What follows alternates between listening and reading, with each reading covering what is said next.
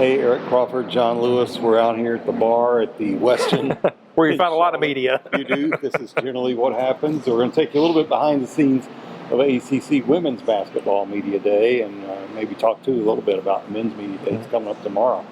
What do we talk about when we talk about behind the scenes? You know that the players come in. Louisville players left early this morning, flew in, charter flight, flew just back. They leave. They'll be home and practicing about 4 o'clock in the afternoon. We'll be working through the afternoon to do a lot of live shots and deal with slow internet and things like that. Yeah, it's not been the greatest internet that we've ever had. I mean, it's media people problems, but it's just it's a little bit of different atmosphere when you talk about what we have seen on for Media Day on Tuesday for women. Probably we're going to see a lot more media turnout for Media Day on tomorrow, but it's just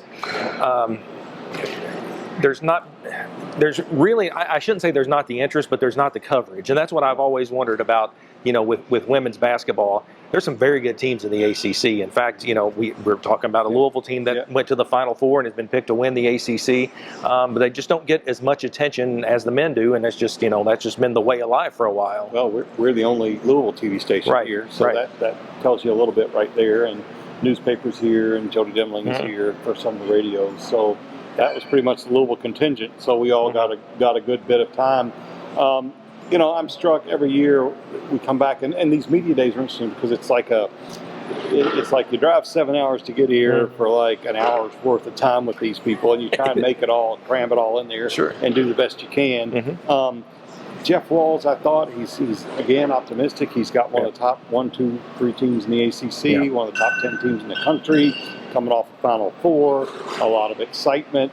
He just has the thing he does so well, I think, is that he finds a way to blend in a few new pieces and still keep the chemistry at a very successful level, the way it's been in these Final Four runs for years. And I think his resume speaks for itself in that he has done this before, as you said, and Debbie Antonelli of the ACC Network early this morning picked U of L to win the tournament because she has seen that, he's used the transfer portal. He even joked on the stage, he goes, when asked about the transfer portal, he said, I love it because it's really worked out for him. He had Emily Engster last year who helped them go to a Final Four. He's added, some really good players this year that mixes in with the Haley Van List, getting Mikasa Robinson to come back for another year. He even said with her, if you want to leave, I understand, go try some other things, but she wanted to come for a 5th year, and he brought her down because he wanted to give her a taste of what ACC Media Day is about. And, and so I thought that was really cool, but it is. You got veterans, and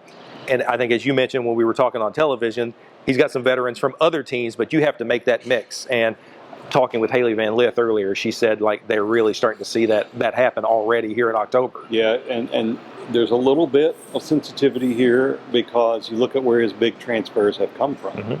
He doesn't just go out and grab them from anywhere in the country. He gets them from within the conference. And that's, he got 2 big transfers, Liz Dixon and Elizabeth Balagoon, who later transferred out from Georgia Tech.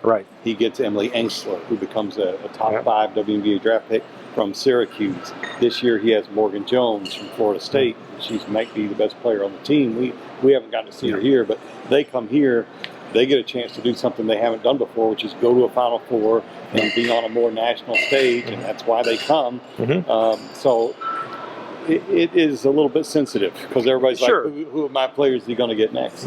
But at the same time, it gives these graduate players a chance once they've graduated to go out and try and do something new. So that's fun to watch. It is. When you start to see like this influx of talent, especially with the transfer portal the way it is. I like the transfer portal myself because I think it gives kids a little bit more freedom. Some coaches and people out there might say that it gives them too much freedom. But what it does is you can build a team, and you can build a team pretty quickly. We talk about one and dones for other teams, for men's teams like UK, they're just hired guns that come in. Well, you know what? Everybody can do that now with the transfer portal. They're all hired guns. Sure. Absolutely. Now, we've got Men's Media Day coming up. This will be a little different. That Women's Media Day, Louisville's one of the premier programs in the league. This is a much different media day for men than we're used to, because you're used to seeing Roy Williams, huge crowd, Of course, Tony Bennett will be back. Right. Huge crowd. Mike Krzyzewski, not here. Right. Rick Pitino, long gone. Right. The stalwarts are not here. So I know John Shire will draw a ton of attention. Kenny Payne will probably come in here under the radar. I don't know that he'll get a ton of attention from the local media here. We'll obviously pay a lot of attention to what he has to say and the updates that he has with Sidney Curry, who's also coming in, L. Ellis. But far different feel for Men's Media Day. It will be, and it's funny too that Louisville Women's Media Day and Men's Media Day kind of kicking off things. Yeah. Of course, Clemson was supposed to kick it off this morning, and I don't know what happened there, some scheduling or arrival or transportation issues. So Louisville was actually first on the stage. It'll be the same for Louisville tomorrow, and you're right. I mean, we wonder like how much media coverage will there be there for Kenny Payne. I'll be interested to hear what his message is. What will be, because with what's the story other than this is, Kenny Payne taking over a U of L team that still has that NCAA cloud, trying to turn things around. He's got some very talented players. So, it'll be interesting to see like what his message will be, because he's got one in store. And a lot of times those messages that go out to the media are the messages that he wants internally to hear, the people to hear. It's getting kicked off. Media Day this week, Louisville Live next week. And then from there, it starts to roll pretty quickly toward those first exhibitions and to get things rolling. So it's fun to talk a little basketball in the midst of football. Good to get to do this here strong on the media buffet. I think we both agreed at lunch. This is pretty strong. Breakfast and lunch, very, very strong effort. So that's something that, I know you guys are all really worried about. Better than good, it was free. It's an important thing to us, but, so that was good. Media Day experience. I'm always struck by what do you write about, because there's no real news coming out of this unless there's something breaking, which we've had plenty of with Louisville in the past few years, believe me. But with no actual breaking news, you just have a lot of stuff, a lot of stories you can compile for the future. Not any earth-shattering news for that day, but interesting stuff. Talked to Haley Van Lith a lot about NIL. Talked to Mikasa Robinson about coming back and the offense you can look for from her.